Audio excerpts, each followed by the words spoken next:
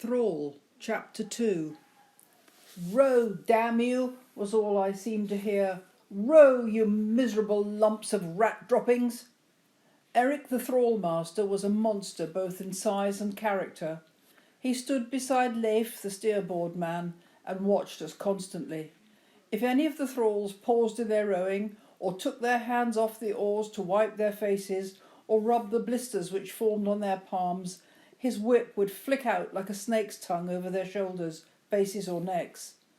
Often the lash would cut the skin, and the blood would well out and spread through the shirt or tunic of whichever unfortunate had been the victim of Eric's cruelty. I was one of 10 slaves, the youngest and least experienced in rowing or sailing, or indeed almost anything. The first few hours were the worst. My body ached all over, my arms felt as though they would come out of their sockets, and the blisters on my hands grew by the minute. When at last we were able to ship our oars and hoist the sail, I was almost unconscious. My arm, where Uncle Svein had cut it with a knife, throbbed with pain, and I knew it was festering as he had intended. I felt myself becoming light-headed, though whether from exhaustion or the wound I couldn't tell. "Perhaps you'll wish you were dead." My uncle's words rang in my ears. He was right. Almost. With the sail up, we had a few hours' respite from the rowing. Most of us slid off the boxes on which we sat and lay in the bottom of the ship, grateful for some time to let the pain subside. We headed north up the coast of Denmark, down which I had come hours before on my uncle's vessel. I listened to the conversation between the free men who were Bjorn's crew, and who would share in whatever profits he was making from trading his goods. From this, I learned we were going to a town called Dublin in Ireland, but as it made no sense to me, I lost interest. It seemed we would have to travel down the coast of Frisia and Francia before crossing over to England, then turning north to this place called Ireland. 2 weeks, Rowan the ghost man reckoned it would take, if wind and tide were with us. More time and much rowing if conditions were bad. The free men moved about the ship, some going to the front deck where Bjorn stood, his hair blown back from his face by the wind, which had turned southwesterly, driving us up the coast of Denmark at a good pace. Food was brought out, bread and salted meat, and weak ale from barrels stowed beneath the rear deck. Fenn, one of the Frisian thralls, was given the task of giving the rest of us food. I thought that with the agony I was in, I wouldn't want anything to eat, but I took what he gave me and bit into the hard bread wolfishly. I noticed the other thralls watching me, ready to snatch anything I might not want, so I guarded my food, holding it close to my body so that no one could steal it. By the third day, as we sailed down the coast of Frisia, my arm would no longer bear the rowing. Where Svein's knife had cut, the flesh was swollen and pus oozed from the wound. I became feverish, and Rowan, who seemed to care for me as a human, asked Bjorn if he could take my place at the rowing bench. "Please yourself," Bjorn growled. "I don't much care who rows, so long as we make progress." Rowan dragged me over to where the back deck overhung the rowing benches, and laying me on some deerskins, covered me with a spare sail. I huddled there, at times burning up with fever or shivering in the chill, salt-laden air. Most of the time I drifted in and out of consciousness. I was aware that each evening Bjorn searched along the coast for a safe place to moor the ship for the night. The coast of Frisia was a mass of small islands, mostly sand and mud, with creeks emptying out into the sea, and perhaps small villages somewhere behind the dunes. It was a lonely place, full of the sighing of the wind through the coarse dune grass and the mournful cry of birds, which sounded like souls in torment. Sometimes a smudge of smoke inland would tell us that people were close, but we avoided these wherever possible. Bjorn did not want raiders or hostile Frisians to plunder the cargo we carried. Out at sea he was equally vigilant against pirates who regularly patrolled these coasts, hoping to catch the heavy lumbering knarrs which plied their trade between England, Ireland and the Norse countries. One or two of the free crewmen had swords and spears, but no one was a fully trained warrior capable of repelling a serious attempt to attack. So the days passed. At some point off the coast of Francia, Leif pulled on the steerboard oar and set a different course, across the wide strip of water which divided Francia from England.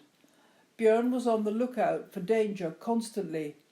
Each time we caught sight of another ship, we could feel the tension rise, but we were left alone. There were other boats like ours, traders sailing up and down the coasts, but others were the longships with crews of warriors, thieving and plundering wherever they could. They find rich pickings up the east coast of England, Rowan told me. There are many monasteries there, full of gold and silver and slaves for the taking in the villages. What do they do with them? I asked him. The sail bellied out above us in a brisk wind, and the ship was skimming the waves. I watched the coast of England slide by, green with lush pasture and woodland, wondering what the people of the coastal villages thought each time they saw a ship. Perhaps they had learned to recognise those that were dangerous and those that intended no harm. The world seemed full of people who were cruel and selfish and thought nothing of stealing for their own gain. It was not a world which I had grown up in, and whenever I started to have thoughts like these, I felt the lump in my throat grow and tried not to picture the grief of my parents when they learned that I was dead. I wondered whether Svein had managed a convincing show of grief and regret. I made a promise to myself. I would get home, however long it took. They take thralls to one of the big slave markets, said Rowan.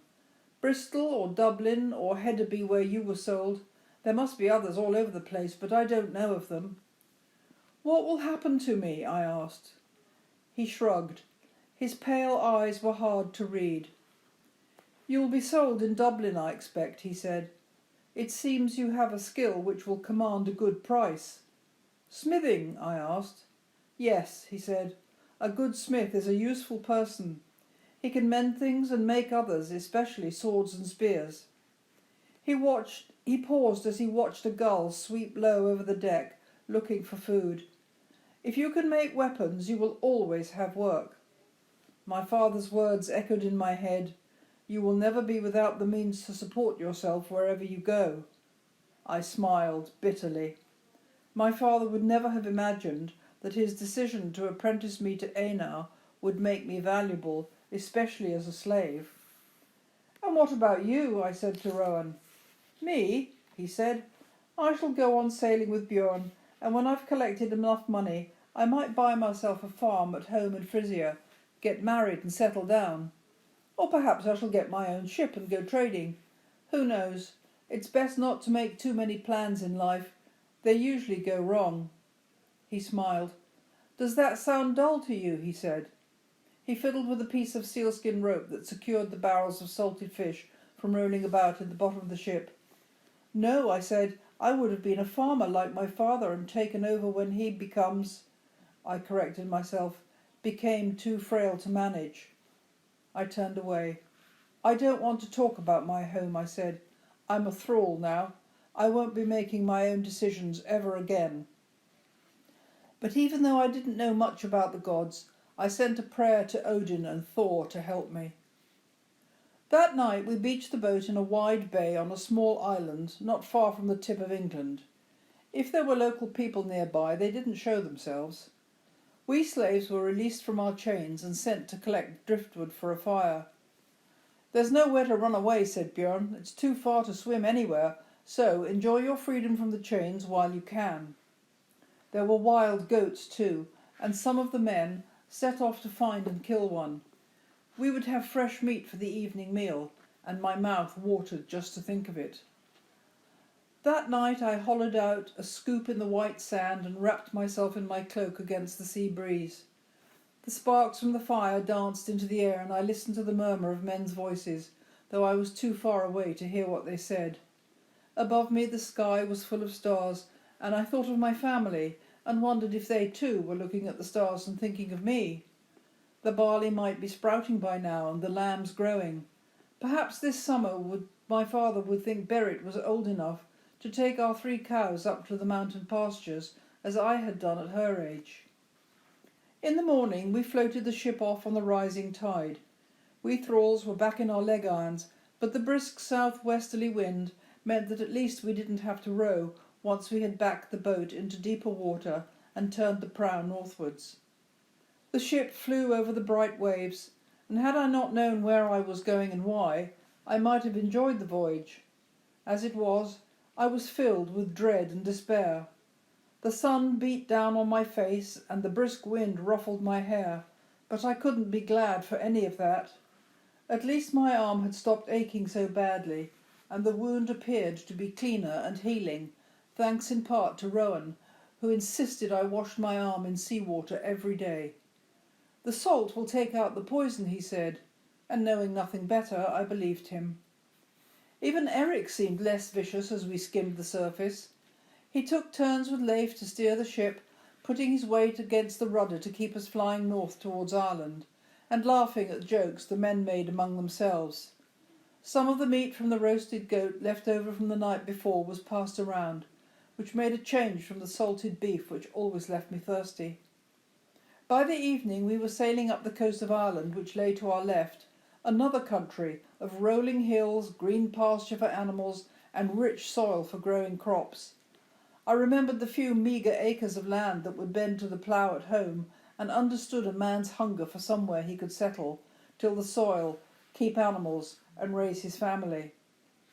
As the light faded in the west, we sailed up a river towards another group of buildings, at least as large as Hedderby and possibly bigger. Smoke from hundreds of fires curled up into the evening air, and the skies were thronged with people going home to their families or out to the alehouses. Narrow lanes ran down towards the water's edge, and dozens of ships were tied up to the jetties that stuck out from the land. Even though it was growing dark, there were groups of men standing on the quays, watching our vessel glide towards a free space. Many of the ships were tied up side by side, until there seemed to be almost no water between one jetty and another. The buildings nearest the shoreline were huge barns or warehouses, and behind them I could see the houses where people must be living.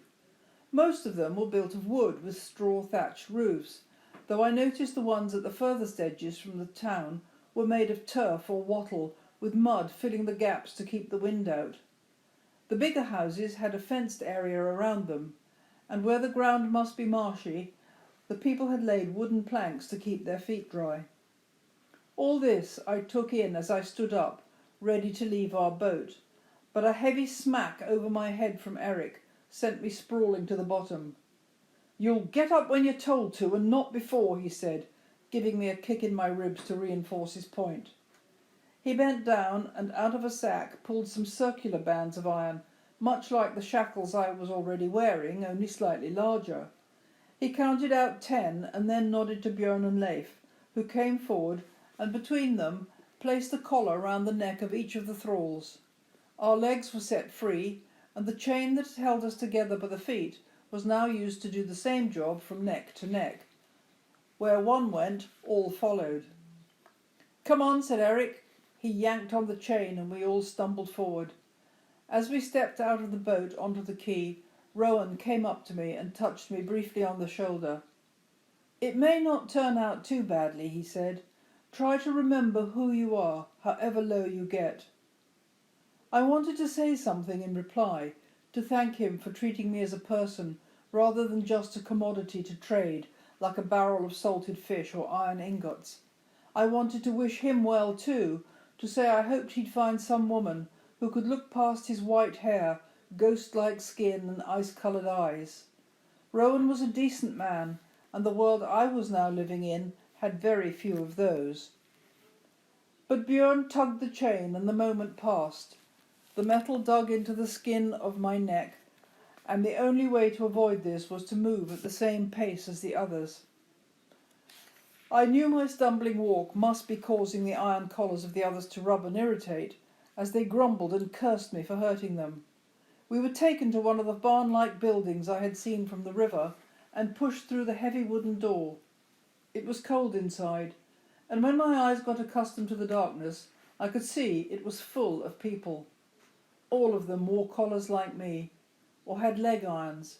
Many wept quietly and hopelessly, while others lay trying to sleep.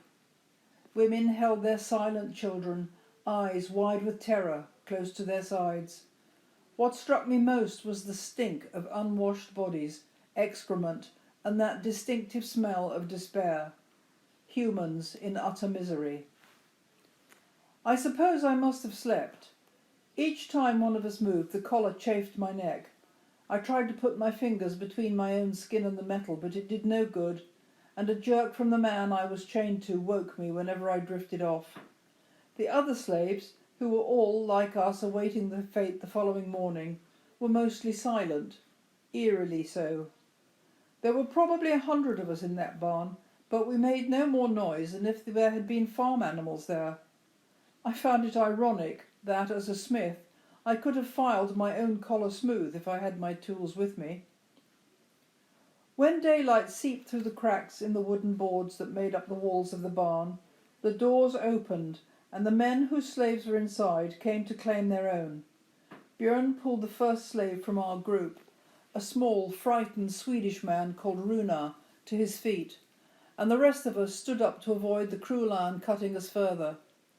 I walked as smoothly as I could, which was difficult, as the walkway boards which ran between the houses were slippery with the rain which had fallen in the night. Once or twice my club foot gave way under me, and I nearly fell, dragging the man in front and the one behind with me. They cursed me savagely, but nothing more. A huge open marketplace was where the buying and selling of slaves took place, and even so early in the morning it was filling up with hundreds of people. The buyers stood to one side of the square, and we thralls were brought forward in groups to be looked at and bargained for. "The blue men are here," said Runar as we stood waiting our turn. We shivered even as the sun climbed the early May sky. A small wind blew off the water, preventing any warmth. "Blue men," I said. "Yes," he said, "the ones with the dark skin that looks almost blue and the black eyes. They are from far away in the east, and they come each year to choose slaves for their masters." I remembered Omar, the man my Uncle Svein knew, and realised he must have been one of these blue men. "They mostly want men, women and children with light skin and fair hair," Runar said, and I could see now why he was so frightened. He was blonde and blue-eyed, and although the journey by ship had tanned all our faces, he was of the type the blue men might be prepared to pay good money for. "If they buy me, I will never see my family again," he said in a whisper. "I wasn't born a thrall, you know. I was a free man till I was sold into slavery by my father." "Your father?" I said, and then wondered why I should be so surprised. After all, my own uncle had done the same thing. "Yes," he said, "my father fell into debt and sold me and my brother to make some money." I wanted to ask him more, but our group was waved forward and Björn growled at us to look lively.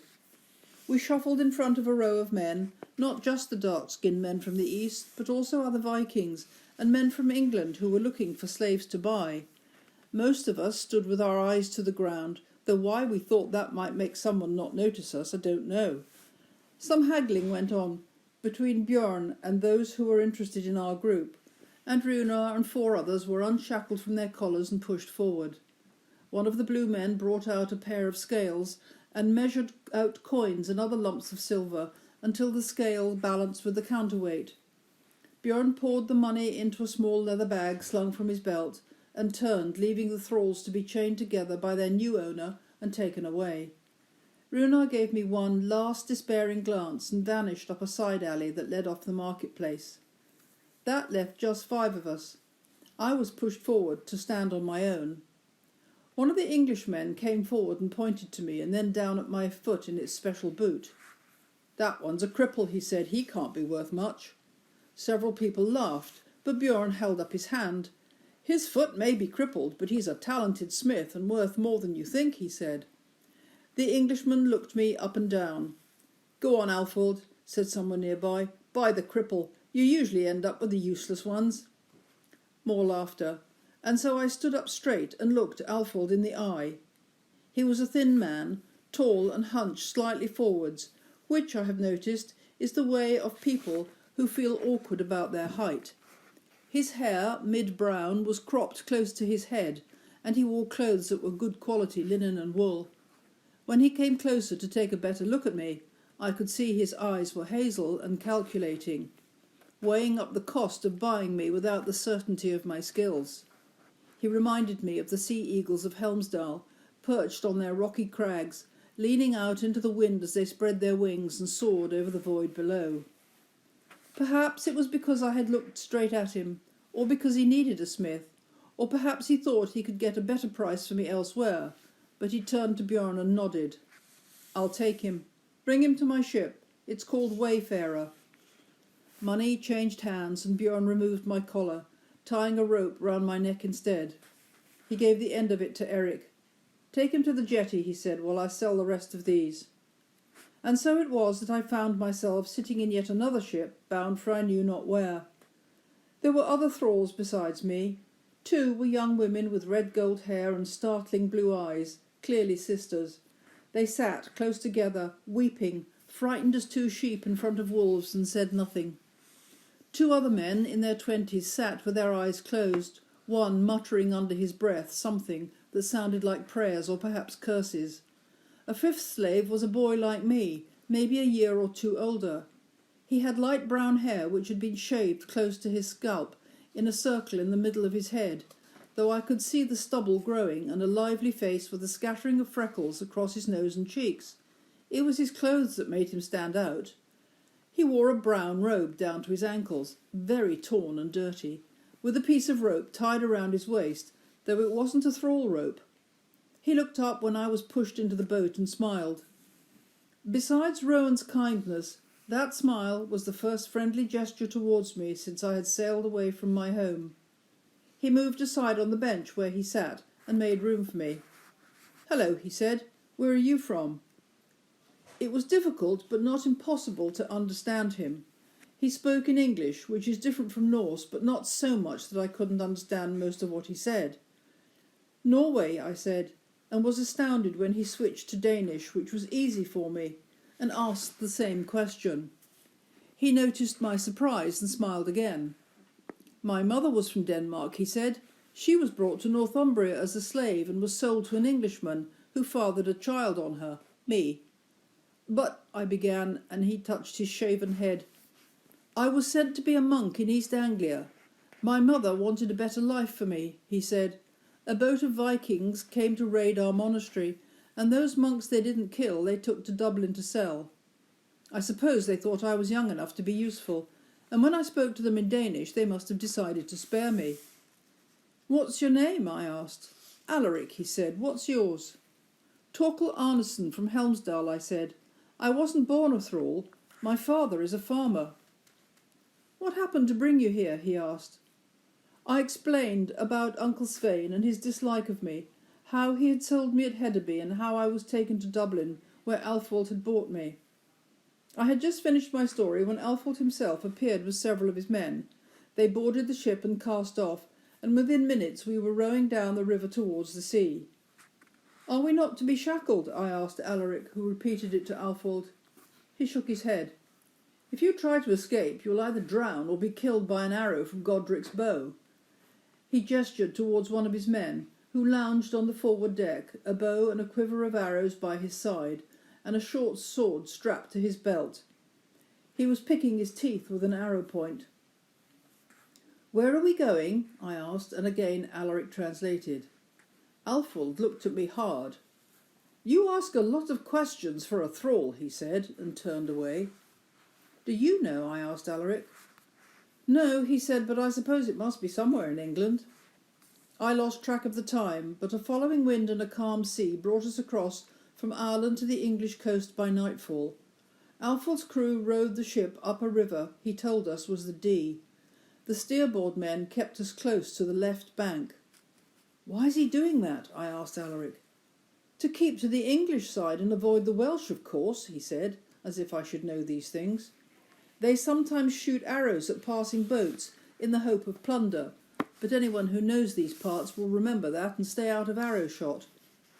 How little I knew of the world, I thought to myself bitterly. In a moment he went on. We'll probably land on the right side of the river when we are no longer in Welsh territory. I spoke with one of the slave masters before we left Dublin, and he said Alfol lived in Chester, but on the south side of the river. None of this made any sense to me, just names I had never heard of. North, south, what difference did it make to me? In the dusk the ship made almost no sound as she slipped through the black water beneath, just the light splash of oars as we skirted the mud banks and overhanging trees through the ever-narrowing banks. The birds had stopped calling, finding their roosting places for the night, and overhead I could see the stars begin to glimmer in the dark blue sky.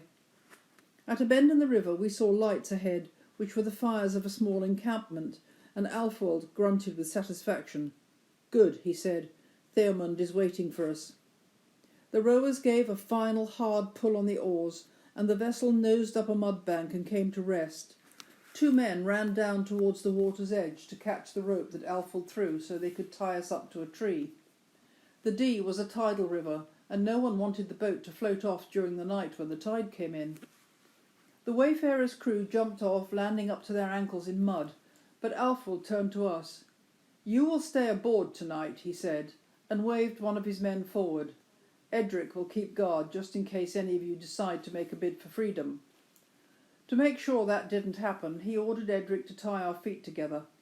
The seal hide rope was strong, but at least it didn't chafe as badly as the iron collars or shackles around our ankles. Edric took up his position where he could see us from the forward deck. He was thick-set and stocky, and, since he had a sword strapped to his belt and looked as though he knew how to use it, we settled down in the bottom of the boat and tried to sleep.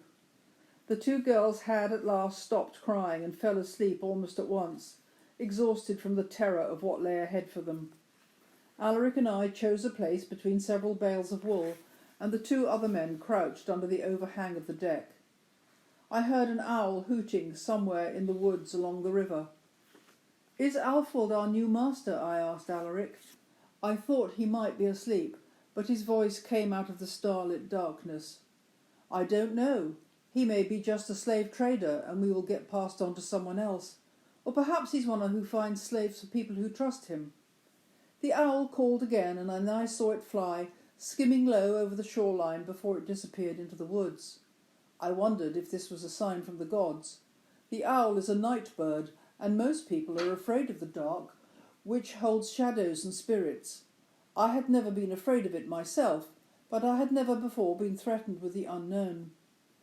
"There's nothing we can do about it," Alaric said, perhaps guessing the way my thoughts were going. "We will find out soon enough." With that he turned over and went to sleep. I envied him his calm state of mind. Somehow, despite the terrible and frightening things that had happened to him, he managed to stay positive, finding good in people and life, and believing that better things were to come. For a while I listened to the soft slap of the water beneath the hull. In the rising tide the boat rocked gently like a cradle, and at last I fell asleep.